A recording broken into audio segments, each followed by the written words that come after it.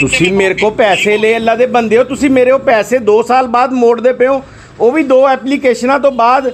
ਹਜੇ ਵੀ ਤੁਸੀਂ ਮੇਰੇ ਉੱਤੇ ਹੀ ਚੜ੍ਹਾਈ ਕਰਦੇ ਪਏ ਹੋ। ਐਪਲੀਕੇਸ਼ਨ ਤੁਸੀਂ 4 ਵੀ ਹੋਰ ਦੇ ਦਿਓ ਨਾ ਤੇ ਉਸ ਤੇ ਮੇਰੇ ਤੇ ਫਰਕ ਨਹੀਂ ਪੈਂਦਾ। ਮੈਂ ਤੁਹਾਨੂੰ ਆਏ ਦੇਖਿਆ, ਤੁਹਾਡੇ ਤੇ ਫਰਕ ਪੈਣਾ ਵਾ ਅਮੀਨ ਸਾਹਿਬ, ਇਦਾਂ ਨਾ ਕਹੋ।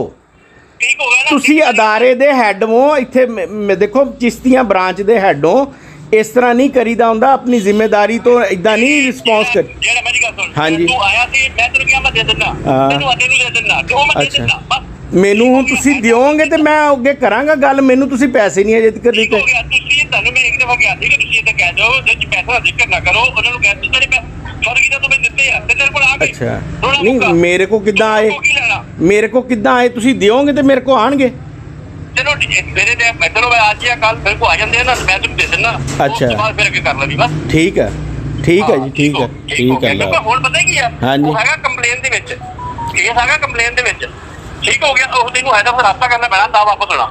ਨਹੀਂ ਉਹ ਤੇ ਬਾਅਦ ਦਾ ਇਸ਼ੂ ਆ ਭਾਈਨ। ਪਤਾ ਕੀ ਆ, ਮੈਂ ਸਿਰਫ ਇਹ ਜਿਹੜੀ ਕਿਸ ਆਪਣੀ ਪਾਲਿਸੀ ਵਾਪਸ ਲੈ ਰਿਹਾ, ਤੁਹਾਡੇ ਇਸੇ ਰਵੱਈਏ ਦੀ ਵਜ੍ਹਾ ਤੋਂ ਵਾਪਸ ਲੈ ਰਿਹਾ, ਹੋਰ ਕੋਈ ਵਜ੍ਹਾ ਨਹੀਂ ਹੈਗੀ। ਚਲੋ ਇਹ ਤਾਂ ਤੈਨੂੰ ਆ ਜਾਣਗੇ ਵਾਪਸ, ਬਾਕੀ ਫਿਰ ਉਹ ਤੁਸੀਂ ਕਰ ਲਿਓ। ਠੀਕ ਹੋ ਗਿਆ? ਠੀਕ ਆ, ਮੈਨੂੰ ਤੁਸੀਂ ਪੈਸੇ ਵਾਪਸ ਭੇਜੋ ਤੇ ਫਿਰ ਮੈਂ ਅਗਲਾ ਸਿਸਟਮ ਕਰਦਾ ਜੀ। ਠੀਕ ਆ, ਠੀਕ ਹੋ। ਇਹ ਤਾਂ ਮੈਂ ਲਾਜ਼ਮੀ ਕਰਨਾ, ਤੁਸੀਂ ਆਏ ਹੋਗੇ ਤੇ ਮੈਂ ਦੇ ਦੂੰ, ਤੁਹਾਨੂੰ ਕਿਹਾ ਵੀ ਦੇ ਦੂੰਗਾ ਬਸ, ਫਿਰ ਉਹਨਾਂ ਮੁੱਕਾ। ਨਹੀਂ ਪੈਸੇ ਤੁਸੀਂ ਮੇਰੇ ਕੋਲੋਂ ਲਏ ਸੀਗੇ, ਉਹ ਦੇਣੇ ਆ। ਇਹ 25,000 ਤੁਸੀਂ ਮੇਰੇ ਕੋਲੋਂ ਲੈ ਕੇ ਗਏ ਹੋ, 2 ਸਾਲ ਤੁਸੀਂ ਯੂਜ਼ ਕੀਤੇ ਆ, ਮੇਰੇ ਖਾਤੇ 'ਚ ਨਹੀਂ ਜਮ੍ਹਾਂ ਕੀਤੇ। ਮੈਂ ਤੈਨੂੰ ਮੇਰੀ ਗੱਲ ਸੁਣ, ਮੈਨੂੰ ਨਹੀਂ ਯਾਦ, ਮੈਂ ਤੈਨੂੰ ਰੱਖੇ ਹੋਣ। ਯਾਦ ਕਿਉਂ ਨਹੀਂ ਯਾਰ? ਇੱਕ ਚੀਜ਼ ਤੁਹਾਨੂੰ ਮੈਂ ਹੱਥੀਂ ਪੈਸੇ ਦੇ ਰਿਹਾ, ਇਦਾਂ ਕਿੱਦਾਂ ਨਹੀਂ ਯਾਦ?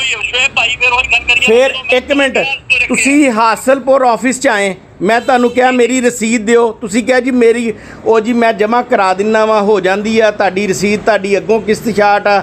ਤੁਸੀਂ ਮੈਨੂੰ ਇਹ ਗੱਲਾਂ ਸੁਣਾ ਕੇ ਚਲੇ ਗਏ।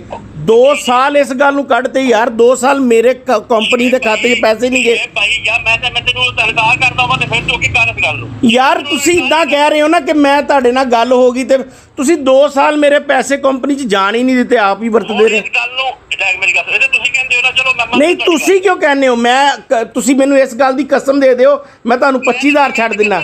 ਚਲੋ ਇਦਾਂ ਕਰੋ, ਤੁਸੀਂ ਮੇਰੇ ਤੇ ਸਾਨ ਕਰੀ ਜਾਂਦੇ 25,000 ਰੁਪਏ ਦੇ ਕੇ, ਮੇਰੇ ਤੇ ਕਾਹਦਾ ਸਾਨ ਤੁਹਾਡਾ? ਕਸਮ ਦੀ ਜਗ੍ਹਾ ਤੇ ਪੈਸੇ ਦੇ ਰਿਹਾ ਭਾਈ। ਤੇ ਤੂੰ ਇਦਾਂ ਹੀ ਨਾ, ਤੇਰੇ ਜ਼ਿਹਨ 'ਚ ਲੱਗਦਾ ਕਿ ਮੈਂ ਤੈਨੂੰ ਜਾਣ ਕੇ ਤੇਰੇ ਕੋਲੋਂ ਪੈਸੇ ਮੰਗ ਰਿਹਾ।